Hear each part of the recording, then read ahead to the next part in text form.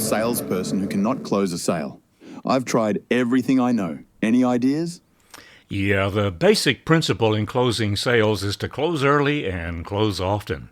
Some people apply that to voting, but it is a serious issue in closing sales that the fear factor emerges. You see, the two most prevalent fears for salespeople and sales professionals are cold calling and closing the sale. And closing the sale, of course, is much more prevalent. And the reason is there's fear for both parties sitting at the table. When we're closing a sale, we have two parties, a buyer and a seller. The salesperson does not want to ask for the order for fear of rejection. They're not rejecting my product, my service, my company. They're rejecting me. We take that a little bit personally. And then the buyer doesn't want them to ask for the order for fear of commitment. If I say yes to you, I've said no to everyone else. Am I making the right decision? Now, does it amaze you that two men can ever get together and do business? What are the two things that us men fear most? Rejection and commitment. So we have to get past the fear. How do we do that? What is the antidote for fear? First of all, it's confidence. 90-something% of our selling happens at the subconscious subliminal level, so we want to exude confidence. When we're not confident, the buyer is not going to be confident. We're communicating the wrong message. Well, how do we build confidence? With competence. And where does competence come from? It comes from training. It comes from pre-call planning. It comes from role play. It's being out there, closing sales from time to time that builds our confidence, that allows us to feel better about asking this customer for the order. You see, 90-something% plus is nonverbal communication with the buyer. The survey that came out last year I saw was 93%. Well, how does that work for us? Look at this picture. What's wrong with this scenario? The lack of eye contact.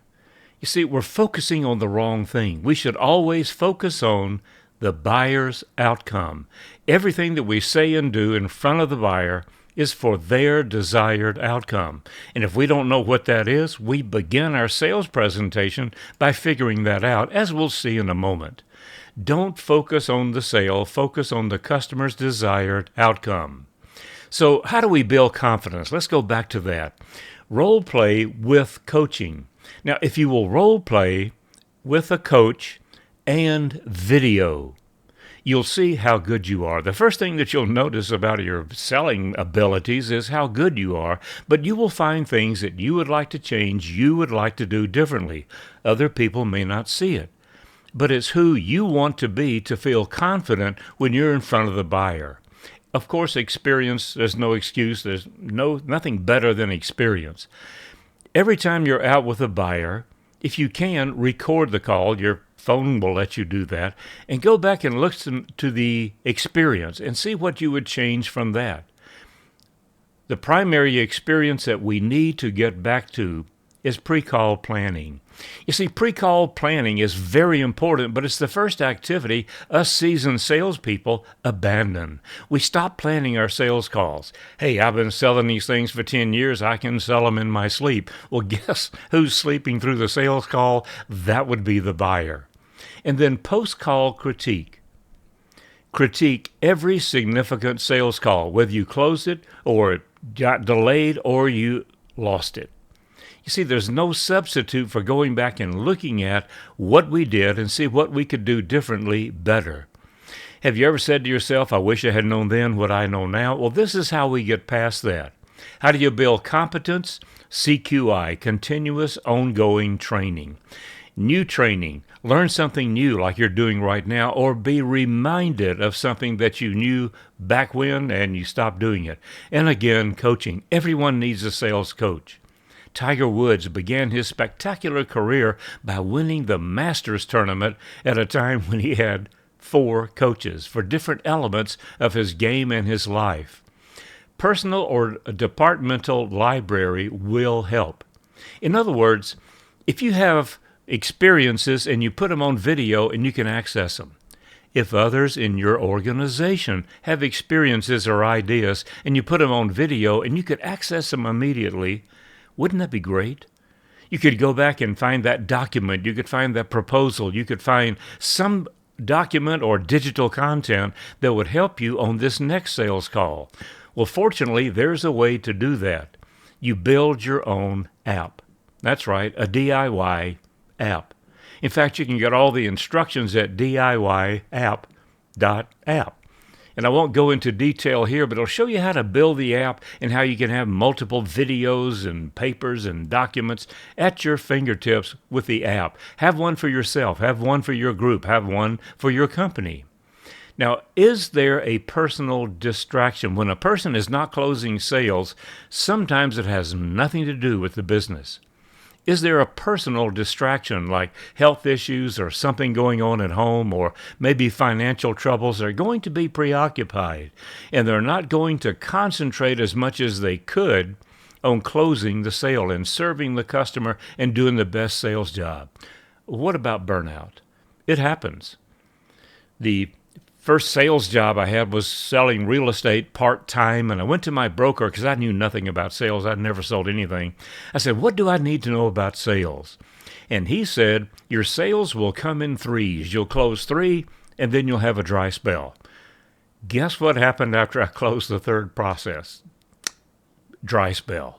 So watch your head. What's going on in your mind? Is there a slump coming, and did we program it? Are we causing our own slump? Is the sales professional causing their own slump?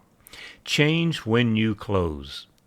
This is an excellent exercise for everyone, no matter how long you've been selling, especially with AI entering the sales world now and our ability to have more information, ammunition, confidence, and competence when we go in and meet with the customer. Here's a typical sales cycle. It starts with pre-call planning and it ends with implementation. Pre-call planning, of course, I just mentioned, is the first activity seasoned salespeople abandon. Then we have our first touch. That's when we set the appointment with the buyer, maybe by phone, maybe be online. And then we establish rapport. We sit down and establish rapport with the buyer. Why do we do that? We buy from people we like people who we think like us. We figured that out during establishing rapport. We buy from people that we respect. We respect people who we think respect us.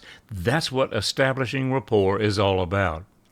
And then we confirm our needs analysis. In our pre-call planning, we used AI and we used some other tools to determine what the customer's needs might be.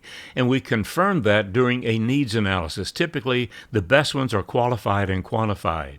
Then we use one of our or two of our differentiations to set us apart from the competition.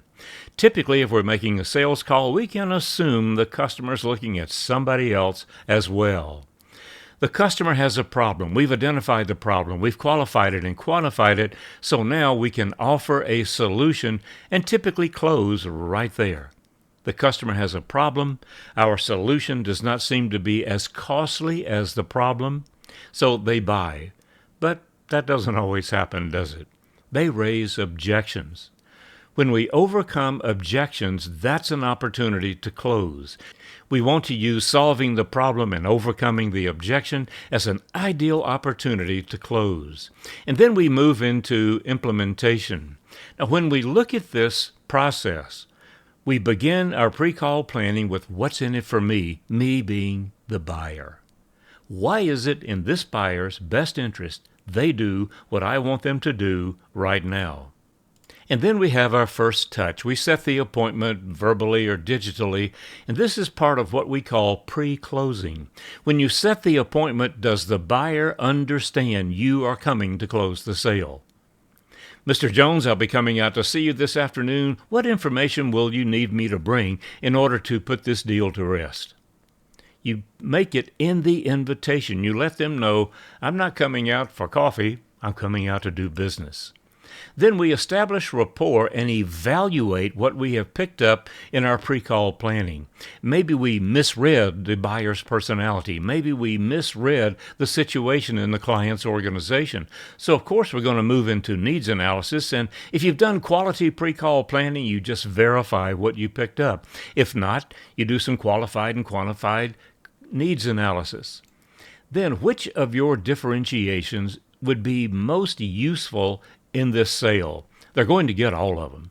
But which ones do you want to use to close the sale? Then, when we qualify and quantify the customer's problem, we've done something for them, not to them. We too often fail to do this. We qualify and then we quantify. And now we're in a position to cost justify, not price justify, cost justify our solution over everyone else's. And at that point, we can ask for the order. At that point, we can assume the close. But if the customer raises objections, overcome them using information from the buyer, and what happens then? We close the sale. So change how you close, change why you close, and change everything for the buyer's benefit and the buyer's success. Change how you close. Change why you close. Remember, you're doing something for the buyer, not to the buyer. Everything is to benefit the buyer. It's for their desired outcome. So we focus on the outcome, and for the astute sales professional, the next sale, the upsell, the cross-sale, the referral. The fear of closing. You'll get over it. Confidence and competence will help you get there. And learn these things and then remember to teach others.